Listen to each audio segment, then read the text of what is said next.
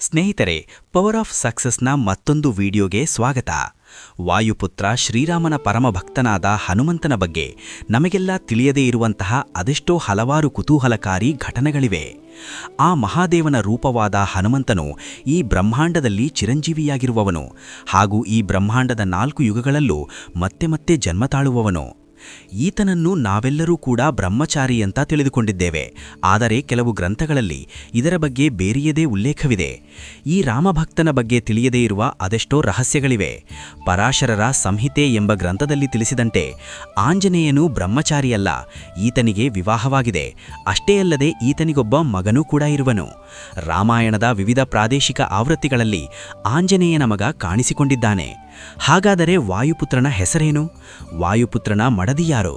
ಆಂಜನೇಯನಿಗೆ ಹನುಮಂತ ಎಂಬ ಹೆಸರು ಹೇಗೆ ಬಂತು? ಹನುಮಂತನು ಸಣ್ಣ ಮಗನಿದ್ದಾಗಲೇ ಸಾವಿನ ಕದವನ್ನು ತಟ್ಟಿದ ವಿಷಯ ನಿಮಗೆ ಗೊತ್ತಾ? ವೀಕ್ಷಕರೇ, ವಾಯುಪುತ್ರನಿಗೆ ಯಾವೆಲ್ಲ ದೇವತೆಗಳು ಯಾವೆಲ್ಲ ಶಕ್ತಿಗಳನ್ನು ನೀಡಿದ್ದರೋ ಈ ಎಲ್ಲ ಸಂಗತಿಗಳಿಗೆ ನಾವು ಇವತ್ತಿನ ಸಂಚಿಕೆಯಲ್ಲಿ ತಿಳಿದುಕೊಳ್ಳೋಣ. ಬಾಲ ಆಂಜನೇಯ ಆಗಷ್ಟೇ ಸಣ್ಣ ಪ್ರಾಯದ ಮಗು. ನಿದ್ರೆಗೆ ಜಾರಿರುತ್ತಾನೆ.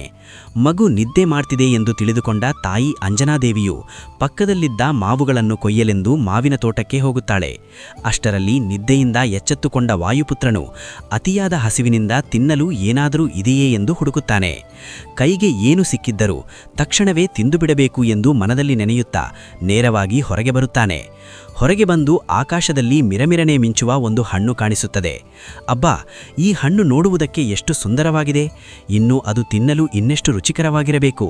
ಆಹಾ, ಓಹೋ, ಆ ರುಚಿ ನನಗೆ ಈಗಲೇ ಬೇಕು ಎಂದು ಅಂದುಕೊಂಡ ಆಂಜನೇಯ ಗಾಳಿಯಲ್ಲಿ ಹಾರಿ ಹಣ್ಣನ್ನು ಹಿಡಿಯಲು ಪ್ರಯತ್ನ ಮಾಡುತ್ತಾನೆ. ಆಂಜನೇಯನು ಗಾಳಿಯಲ್ಲಿ ಎಷ್ಟೇ ಹಾರಿದರೂ ಕೂಡ ಆ ಹಣ್ಣು ಮತ್ತಷ್ಟು ದೂರವಾಗುತ್ತಿದ್ದಂತೆ ಕಾಣಿಸುತ್ತಿತ್ತು. ನೀನು ಎಷ್ಟೇ ದೂರ ಬೇಕಾದರೂ ಹೋಗು, ನಾನು ಮಾತ್ರ ಇವತ್ತು ನಿನ್ನನ್ನು ತಿನ್ನಲಾರದೆ ಬಿಡುವುದಿಲ್ಲ ಎಂದು ಅಂದುಕೊಂಡು ಮತ್ತಷ್ಟು ವೇಗವಾಗಿ ಆಂಜನೇಯನು ಹಾರುತ್ತಾನೆ. ಆಂಜನೇಯನು ನಿಗನಿಗನೆ ಅನ್ನುವಂತಹ ಸೂರ್ಯನನ್ನು ಕಂಡು ಅದೊಂದು ಮಾವಿನ ಹಣ್ಣು ಎಂದು ತಿಳಿದುಕೊಂಡು ಮತ್ತಷ್ಟು ವೇಗವಾಗಿ ಹಾರುತ್ತಾನೆ. ಹಾರುತ್ತಾ ಹಾರುತ್ತಾ ಆಂಜನೇಯನು ಭೂಲೋಕವನ್ನ ದಾಟಿ ಮತ್ತಷ್ಟು ಮೇಲಕ್ಕೆ ಹೋಗುತ್ತಾನೆ. ನಾನೆಲ್ಲಿರುವೆನು ಎಂದು ತಿರುಗಿ ನೋಡಿದಾಗ ಭೂಲೋಕವು ಕೂಡ ಒಂದು ಹಣ್ಣಿನಂತೆ ದುಂಡು ದುಂಡಾಗಿ ಇದೆಯಲ್ಲ ಎಂದು ಹನುಮಂತನು ಅಂದುಕೊಳ್ಳುತ್ತಾನೆ. ನಾವು ಜೀವಿಸುವ ಈ ಭೂಲೋಕವು ದುಂಡಾಗಿದೆ ಎಂದು ಆವಾಗಲೇ ಹನುಮಂತನು ತಿಳಿದುಕೊಂಡಿದ್ದನು. ಅಂದು ಸೂರ್ಯಗ್ರಹಣ. ಆ ಸಮಯದಲ್ಲಿ ಸೂರ್ಯನನ್ನು ತನ್ನ ವಶವಾಗಿ ಮಾಡಿಕೊಳ್ಳಲು ರಾಹು ಕೂಡ ಬಹಳ ವೇಗದಿಂದ ಸೂರ್ಯನ ಬಳಿ ಧಾವಿಸುತ್ತಿರುತ್ತಾನೆ. ಆದರೆ ಈ ರಾಹುವಿಗಿಂತ ವೇಗವಾಗಿ, ಅಂದರೆ ಬಿಲ್ಲಿನಿಂದ ಬರುವ ಬಾಣದಂತೆ ನುಗ್ಗುತ್ತಿರುವ ವಾಯುಪುತ್ರನನ್ನು ನೋಡಿ ರಾಹು ಆಶ್ಚರ್ಯಪಡುತ್ತಾನೆ. ಕೂಡಲೇ ರಾಹು ಇಂದ್ರದೇವನನ್ನು ಪ್ರಾರ್ಥಿಸಿ ವಿಷಯವನ್ನೆಲ್ಲವನ್ನು ತಿಳಿಸಿ ಇಂದ್ರದೇವನು ಬಹಳ ಕೋಪದಿಂದ ತಕ್ಷಣವೇ ಅಲ್ಲಿಗೆ ಬರುತ್ತಾನೆ. ಇನ್ನೇನು ಹನುಮಂತನು ಪೂರ್ತಿಯಾಗಿ ಮಾವಿನ ಹಣ್ಣಿನಂತೆ ಇರುವ ಸೂರ್ಯನನ್ನು ನುಂಗಿಬಿಡುತ್ತೇನೆ ಅನ್ನುವಷ್ಟರಲ್ಲಿ ಇಂದ್ರನು ತನ್ನ ವಜ್ರಾಯುಧವನ್ನು ಆಂಜನೇಯನ ಕಡೆ ಬೀಸುತ್ತಾನೆ. ಈ ವಜ್ರಾಯುಧದ ಹೊಡೆತದಿಂದ ಹನುಮಂತನ ದವಡೆಗಳು ಊದಿಕೊಂಡಿತು. ಅಷ್ಟೇ ಅಲ್ಲದೆ ಆತನು ಪ್ರಜ್ಞಾಹೀನನಾಗಿ ಭೂಲೋಕದ ಒಂದು ಬೆಟ್ಟದ ಮೇಲೆ ಬಂದು ಬೀಳುತ್ತಾನೆ. ಹನುಮಂತನು ಬಿದ್ದ ಬಲವಾದ ಹೊಡೆತದಿಂದ ಅಲ್ಲೇ ಸಾವನ್ನಪ್ಪುತ್ತಾನೆ ಎಂದು ಕೆಲವರು ಅಭಿಪ್ರಾಯಪಡುತ್ತಾರೆ. ತನ್ನ ಕಂದನ ಮರಣವನ್ನು ನೋಡಿದ ವಾಯುದೇವನು ದುಃಖದಿಂದ, ಈ ಮಾರುತದಿಂದ ನನ್ನ ಮಗನಿಗೆ ಈ ಪರಿಸ್ಥಿತಿಯು ಉಂಟಾಯಿತು, ಇಂತಹ ಮಾರುತ ಈ ಭೂಮಿಯಲ್ಲಿರಕೂಡದು ಎಂದು ತನ್ನ ಶಕ್ತಿಯಿಂದ ಗಾಳಿಯನ್ನು ನಾಶಗೊಳಿಸುತ್ತಾನೆ. ಈ ಸಂದರ್ಭದಲ್ಲಿ ಭೂಲೋಕದಲ್ಲಿರುವಂತಹ ಪ್ರಾಣಿ ಪಕ್ಷಿಗಳು, ಅಲ್ಲಿರುವಂತಹ ಮನುಷ್ಯ ಜೀವಿಗಳು ಗಾಳಿಯಿಲ್ಲದೆ ನರಳಾಡಲು ಪ್ರಾರಂಭಿಸುತ್ತವೆ. ಇದನ್ನು ಕಂಡ ದೇವಾನುದೇವತೆಗಳೆಲ್ಲರೂ ಒಟ್ಟು ಸೇರಿ ವಾಯುದೇವನನ್ನು ಪ್ರಾರ್ಥಿಸುತ್ತಾರೆ. ಆದರೆ ಅಲ್ಲಿ ವಾಯುದೇವನ ಮಗನ ಸ್ಥಿತಿಯನ್ನು ಕಂಡು ದುಃಖದಿಂದ ರೋಧಿಸುತ್ತಿರುತ್ತಾರೆ. ಇದನ್ನೆಲ್ಲ ಅರಿತ ಬ್ರಹ್ಮದೇವನು ತನ್ನ ಶಕ್ತಿಯನ್ನು ಬಳಸಿ ವಾಯುಪುತ್ರನನ್ನು ಮತ್ತೆ ಬದುಕಿಸುತ್ತಾನೆ. ತನ್ನ ಮಗನ ಮರುಜನನವನ್ನು ಕಂಡು ವಾಯುದೇವನು ಬಹಳ ಸಂತೋಷವನ್ನು ಪಡುತ್ತಾನೆ. ಅಷ್ಟೇ ಅಲ್ಲದೆ ತನ್ನ ಶಕ್ತಿಯಿಂದ ನಾಶಗಳಿಸಿದ ಬ್ಯಾಲಿಯನ್ನು ಮತ್ತೆ ಕರೆಸಿ ಸತ್ತು ಹೋದ ಜೀವರಾಶಿಗಳನ್ನು ಮತ್ತೆ ಬದುಕಿಸುತ್ತಾನೆ. ಇದೇ ಸಮಯದಲ್ಲಿ ಬ್ರಹ್ಮದೇವನು ಹಾಗೆ ಸಕಲ ದೇವತೆಗಳನ್ನು ಒಳಗೊಂಡು ಆಂಜನೇಯನಿಗೆ ವರವನ್ನು ನೀಡುವುದಾಗಿ ಹೇಳಿದಾಗ ಮೊದಲನೆಯದಾಗಿ ಇಂದ್ರನು ಹೇಳುತ್ತಾನೆ, ನನ್ನ ವಜ್ರಾಯುಧದಿಂದಾಗಿಯೇ ನಿನಗೆ ಇವತ್ತು ಈ ಪರಿಸ್ಥಿತಿಯು ಉಂಟಾಯಿತು. ಹಾಗಾಗಿ ಇವತ್ತಿನಿಂದ ನಿನ್ನ ಶರೀರವು ವಜ್ರಾಯುಧದಂತೆ ಪ್ರಬಲವಾಗಲಿ. ಹಾಗೆ ನಿನಗೆ ಯಾವಾಗ ಈ ಜೀವನವು ಸಾಕು ಎಂದು ಅನಿಸುತ್ತದೆ ಅಂದು ನಿನಗೆ ನಿನ್ನ ಇಚ್ಛೆಯಂತೆ ಮರಣ ದೊರಕಲಿ. ಇಂದಿನಿಂದ ನೀನು ಹನುಮಾನ್ ಎಂದು ಜಗತ್ಪ್ರಸಿದ್ಧವಾಗುವೆ ಎಂದು ವರವನ್ನು ನೀಡುತ್ತಾನೆ. ನಂತರದ ಸರದಿಯಲ್ಲಿ ಸೂರ್ಯದೇವನು, ಆಂಜನೇಯನೆಲ್ಲ ವಿಧದ ಜ್ಞಾನವೂ ದೊರಕುವಂತೆ ನಾನು ನಿನಗೆ ಪಾಠವನ್ನು ಹೇಳಿಕೊಡುವೆನು ಎಂದು ವರವನ್ನು ನೀಡುತ್ತಾನೆ. ಇದನ್ನು ನೆನಪಿಟ್ಟುಕೋ ಆಂಜನೇಯ, ನಿನಗೆ ಎಂದಿಗೂ ಸಾವು ಎಂಬುದು ಬಾರದೇ ಇರಲಿ ಎಂಬುದಾಗಿ ವರುಣದೇವ ವರವನ್ನು ನೀಡುತ್ತಾನೆ. ಅಷ್ಟೇ ಅಲ್ಲದೆ ಯಮಧರ್ಮರಾಯನು, ನನ್ನ ಯಮಪಶವು ನಿನ್ನನ್ನು ಎಂದಿಗೂ ಮೃತ್ಯುನಂಚಿಗೆ ಕೊಂಡೊಯ್ಯಲಾರದು, ನೀನು ಎಂದೆಂದಿಗೂ ಅಮರ ಎಂದು ವರವನ್ನು ನೀಡುತ್ತಾನೆ. ಬ್ರಹ್ಮದೇವನು, ಆಂಜನೇಯ, ನಿನಗೆ ಬೇಕಾದಾಗ ನಿನ್ನ ಶರೀರವನ್ನು ಚಿಕ್ಕದಾಗಿ ಹಾಗೂ ದೊಡ್ಡದಾಗಿ ಪರಿವರ್ತಿಸುವಂತಹ ಸಾಮರ್ಥ್ಯವನ್ನು ನಿನಗೆ ದೊರಕಲಿ ಎಂಬ ವರವನ್ನು ನೀಡುತ್ತಾರೆ. ಅಗ್ನಿದೇವ ಆಂಜನೇಯನಿಗೆ ನೀಡಿದ ವರವೇನೆಂದರೆ, ಎಂತಹುದ್ದೇ ಅಗ್ನಿಯಾದರೂ ನಿನ್ನ ಶರೀರವನ್ನು ಸುಡಲಾರದು ಎಂಬುದು ವರವನ್ನು ನೀಡುತ್ತಾನೆ. ಮುಂದೆ ವಿಶ್ವಕರ್ಮನು, ನನ್ನ ಕೈಗಳಿಂದ ಮಾಡಿದ ಯಾವುದೇ ಆಯುಧಕ್ಕೂ ನಿನ್ನನ್ನು ಕೊಲ್ಲಲು ಸಾಧ್ಯವಾಗದೇ ಇರಲಿ ಎಂಬ ವರವನ್ನು ನೀಡುತ್ತಾನೆ. ಕುಬೇರನು, ಇದು ನೋಡು ಆಂಜನೇಯ, ಇದು ನನ್ನ ಗದೆ, ನೀನು ಯಾರನ್ನು ಕೊಲ್ಲಲು ಬಯಸುತ್ತೀಯೋ ಈ ಗದೆಯ ಮೂಲಕ ಅವರನ್ನು ಸುಲಭವಾಗಿ ಸಂಹರಿಸಲು ಸಾಧ್ಯವಾಗುವಂತಾಗಲಿ ಎಂಬ ವರವನ್ನು ನೀಡುತ್ತಾನೆ. ಮುಕ್ಕಮ್ಮನಾದ ಶಿವನು ತನ್ನ ತ್ರಿಶೂಲವನ್ನು ತೋರಿಸುತ್ತಾ, ನೋಡು ಆಂಜನೇಯ, ಈ ತ್ರಿಶೂಲವಾಗಲಿ ಅಥವಾ ನನ್ನ ಶಿವಸ್ತ್ರದಿಂದಾಗಲಿ ಏನನ್ನೂ ಮಾಡಲು ಸಾಧ್ಯವಾಗದಂತಾಗಲಿ ಎಂಬ ವರವನ್ನು ನೀಡುತ್ತಾನೆ. ಹೀಗೆ ಹನುಮಂತನು ಸಣ್ಣ ಮಗುವಾಗಿದ್ದಾಗಲೇ ಎಲ್ಲ ದೇವಾನುದೇವತೆಗಳಿಂದ ವರವನ್ನು ಪಡೆಯುತ್ತಾನೆ. ನಂತರ ವಾಯುದೇವನ ಮಗನನ್ನು ಕರೆದುಕೊಂಡು ಅಂಜನಾದೇವಿಯ ಹತ್ತಿರ ಹೋಗುತ್ತಾನೆ. ಇಷ್ಟೆಲ್ಲ ವರಗಳನ್ನು ಪಡೆದುಕೊಂಡಿದ್ದರೂ ಕೂಡ ಹನುಮಂತನು ಸಣ್ಣ ಮಗುವೇ ಅಲ್ಲವೇ? ಹಾಗಾಗಿ ತನ್ನ ಚೇಷ್ಟೆಗಳಿಂದ ವಿಪರೀತವಾಗಿ ಗಲಭೆಯನ್ನು ಉಂಟುಮಾಡುತ್ತಾನೆ. ದೊಡ್ಡ ದೊಡ್ಡ ಆನೆಗಳನ್ನು ಹಿಡಿದು ಅವುಗಳ ದಂತಗಳನ್ನು ತನ್ನ ಕೈಯಲ್ಲಿ ಹಿಡಿಯುವ ಮೂಲಕ ಅವುಗಳಲ್ಲಿ ಗಿರಣಿ ಸುತ್ತಿ ಎಳೆದು ಗಾಳಿಯಲ್ಲಿ ಬಿಸಾಡುತ್ತಾನೆ. ಜೊತೆಗೆ ಗಾಳಿಯಲ್ಲಿ ಹಾರುತ್ತಿರುವ ಆನೆಗಳೊಂದಿಗೆ ತಾನು ಸಹ ಹಾರಾಡುತ್ತಿದ್ದನು. ಮಾವಿನ ತೋಟಗಳನ್ನು ಧ್ವಂಸಗೊಳಿಸಿ ಹಣ್ಣುಗಳನ್ನು ತಿನ್ನುವುದು ಅಷ್ಟೇ ಅಲ್ಲದೆ ಹಾಳು ಮಾಡುತ್ತಿದ್ದನು. ದೊಡ್ಡ ದೊಡ್ಡ ಬೆಟ್ಟಗಳನ್ನು ಒಡೆಯುವ ಮೂಲಕ ಅವುಗಳನ್ನು ಚೆಂಡುಗಳಂತೆ ಮಾಡಿ ಅದರೊಂದಿಗೆ ಆಟವಾಡುತ್ತಿದ್ದನು. ತಪಸ್ಸು ಮಾಡುತ್ತಿದ್ದ ಋಷಿಮುನಿಗಳ ವಸ್ತ್ರಗಳನ್ನು ಛಿದ್ರಗೊಳಿಸಿ ಕಮಂಡಲಗಳನ್ನು ತೂರುಚೂರಾಗಿ ಮಾಡುತ್ತಿದ್ದನು. ಅಷ್ಟೇ ಅಲ್ಲ, ತಪಸ್ಸಿಗೆ ಕೂತಿದ್ದ ಮುನಿಗಳ ಮೇಲೆ ಸಣ್ಣ ಸಣ್ಣ ಕಲ್ಲುಗಳನ್ನು ತೂರಾರುತ್ತಿದ್ದನು. ಹೀಗೆ ಒಂದಲ್ಲ ಎರಡಲ್ಲ ಸಾವಿರಾರು ಕಪಿಚೇಷ್ಟೆಗಳನ್ನು ಈ ಪುಟ್ಟ ಆಂಜನೇಯ ಮಾಡುತ್ತಿದ್ದನು.